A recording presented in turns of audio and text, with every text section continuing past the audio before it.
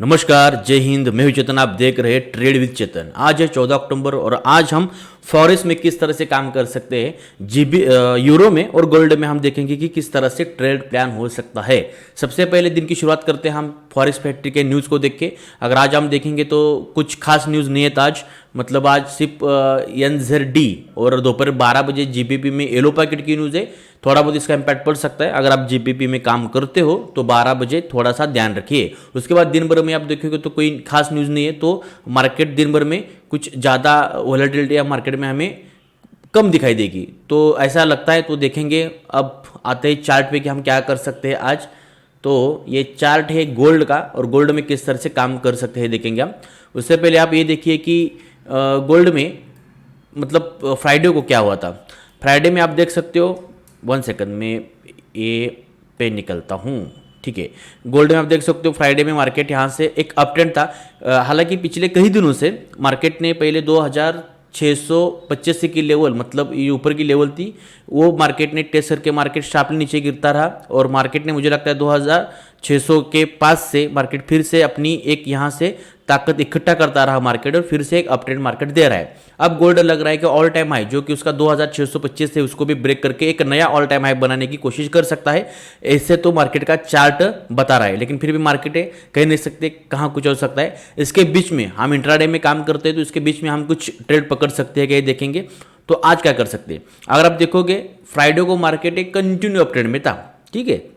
मुझे मतलब मार्केट में बायर आ रहे थे ज़्यादा से ज़्यादा, हालांकि सेलर भी आ रहे थे, लेकिन सेलर को मार्केट एक मतलब बाहर निकालता था मार्केट से और बायर ही एक्टिव हो रही थी। आज क्या हो गया, अगर आज आप ध्यान से देखोगे तो आज क्या हो गया है। आज मार्केट में एक सिंपल सी बात, 1 सेकंड में थोड़ा चार्ट बड़ा करता हूँ हम। अब अगर देखोगे आज तो मार्केट जब ओपन हुआ एक बड़ा स्पाइक मार्केट नीचे दी और एग्जैक्टली ये जो लेवल थी हमारी 2640 के आसपास की लेवल, इस लेवल को मार्केट ने टेस्ट करके एक अच्छा मार्केट अब ऊपर की रैली दे रहा है। अब क्या हो सकता है, अगर मार्केट यहाँ से, मैं अब सेल सेट की पोजीशन आपको बताना चाहता हूँ। अगर मार्केट यहाँ से ऊपर जाने लगा, अभी जिस पॉइंट पे खड़ा है मार्केट यहाँ से ऊपर जाने लगा, तो मुझे लगता है कि जो 2600 या 2668 से लेके 2061 सेकंड, तो कुछ इस तरह से अगर मार्केट यहाँ पर आ गया, अगर मार्केट इस लेवल के पास आ गया 2670 से लेके 2668 के पास, यहाँ से मार्केट एक जोन है, यहाँ से मार्केट में मतलब यह सप्लाई जोन है, यहाँ से मार्केट नीचे आ सकता है। अगर मार्केट यहाँ आ गया तो हम क्या करेंगे, आज दिन भर में ध्यान रखना पड़ेगा। मार्केट यहाँ आ गया तो मैं इस लेवल के पास एक सेल सेट में जाऊँगा। इसका जो एसएल होगा वो 30 पिप्स का होगा, 30 या 35 पिप्स का होगा और उसका टारगेट हम लेंगे। ये नीचे मैंने आपको टारगेट यहाँ मार्क करके दिए हुए, यहाँ तक टारगेट आ सकते हैं। एक प्रेडिक्शन है, एक एनालिसिस है, यहाँ ऐसा ही होगा या ऐसा ही करेंगे ऐसा नहीं है। ये सिर्फ एजुकेशनल पर्पज़ के लिए आप वीडियो देखिए या फिर एक एनालिसिस के तरह से देखिए। आप अपने हिसाब से अपने मतलब खुद की स्ट्रैटेजी अगर आपकी हो तो उस तरह से आप ट्रेड ले सकते हो। कोई बिगिनर है तो हर जगह पे ट्रेड लेता फिरता है, दिन भर में 20 से 30 उसके ट्रेड हो जाते हैं तो वो फंस जाता है। इससे अच्छा है कि वो ट्रेड प्लान बनाए और एक दो ही ट्रेड में अगर वर्क हो गए तो अच्छी बात है, अगर एसएल गए तो भी अगले दिन हम काम कर सकते हैं। कुछ इस तरह से प्लान करने मतलब प्लान होना चाहिए। ये बताने के लिए मैं ये प्लान सब आपको बताता हूँ कि मैं किस तरह से काम करता हूँ या काम करना चाह रहा हूँ। अगर मार्केट ने इस लेवल को रिस्पेक्ट नहीं दिया तो मार्केट जो ऑल टाइम हाई के पास था 2685 के पास, यहाँ से एक ट्रेड बना सकते हैं, लेकिन यहाँ स्कैल्प होगा। क्योंकि यहाँ स्कैल्प क्यों होगा, क्योंकि ये ऑल टाइम हाई की लेवल है। इससे मार्केट कभी भी एक स्पाइक से ब्रेक कर सकता है, क्योंकि सब मालूम है यहाँ से थोड़ा सा मार्केट रिट्रेस कर सकता है या पुल बैक दे सकता है, तो यहाँ बैठेंगे सेलर, तो हम उसका फायदा उठाने के लिए सिर्फ स्कैल्प। हालांकि यहाँ से मार्केट गंदी तरीके से नीचे भी आ सकता है बहुत, क्योंकि मार्केट जब ऑल टाइम है को, अगर आप पिछले अगर गोल्ड के आप लेवल देखोगे कि मार्केट ने जब ऑल टाइम हाई बनाया है तब मार्केट ने उसे एक ही बार नहीं ब्रेक किया। कभी भी एक बार आता है टेस्ट करके, एक ऑल टाइम हाई पहली बार बनाता है, दूसरी बार जाता है फिर से नीचे आता है, तीसरी बार ऐसा कुछ ताकत इकट्ठा करता है फिर से जाता है फिर से नीचे आता है और फिर चौथी बार उसे मार्केट ब्रेक करता है। कुछ इस तरह से काम करता है। अगर 2600 ये जो 85 की लेवल है, मार्केट ने सिर्फ एक ही बार ऑल टाइम हाई की लेवल बनाई है, दूसरी बार गया तो संभावना है कि ज़्यादा से यहाँ नीचे आ सकता है। तो इस तरह से हम काम करेंगे गोल्ड में। बस ये 2 लेवल हो गया हमारी ऊपर की, ऊपर में इस तरह से काम करेंगे।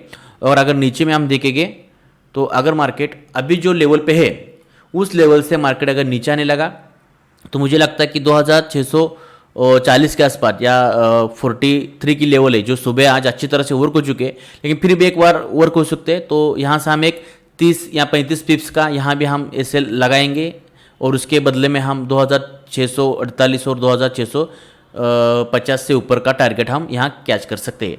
टारगेट कहाँ तक लेना है आप अपने हिसाब से ले सकते हो कि टारगेट यहाँ ही लेना है, ऐसे नहीं आप उसके बाद या उसके पहले जब आपका पेट भर जाए प्रॉफिट से आप निकल सकते हो। लेकिन जो एसएल होगा वो 100% देना है, फिक्स वही देना है।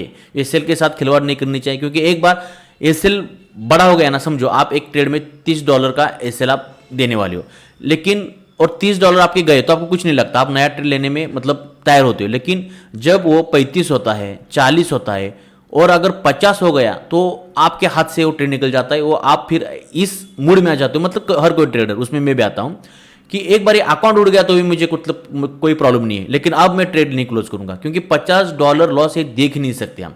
एक बार तो लॉस कितना भी जाए, फिर 80 जाए 100 जाए हम सहन कर लेंगे, लेकिन ट्रेड नहीं क्लोज करेंगे। इसका मतलब जो हम पहले बेयर कर सकते हैं हमारा लॉस, उसी जगह पे लॉस कट करना चाहिए, क्योंकि एक बार ज़्यादा लॉस हो गया तो हम उसके बाद वो सही नहीं सकते।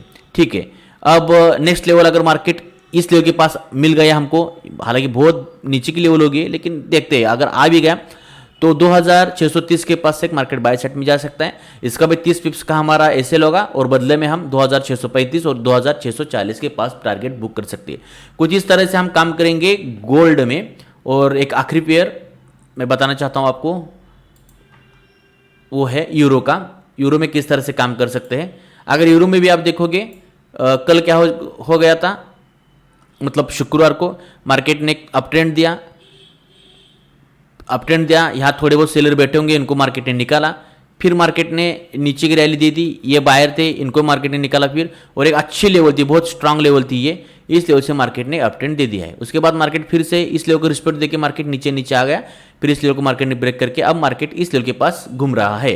अब क्या हो सकता है, मार्केट में सेलर यहाँ बैठे हैं, और बायर जो है वो यहाँ है, लेकिन अब बायर मार्केट से जा गए होंगे, क्योंकि यहाँ जब मार्केट ने स्पाइक दिया नीचे तब बायर यहाँ नहीं बैठे, मतलब मार्केट का एसएल गया, बायर का एसएल गया होगा, फिर मार्केट कंसोलिडेशन कर रहा है। अब लिक्विडिटी मार्केट यहाँ तैयार कर रहा है। अब मार्केट में बायर सेलर 2 ही प्लेयर एक्टिव हो रहे हैं और अपने अपने हिसाब से पोजीशन बना रहे हैं।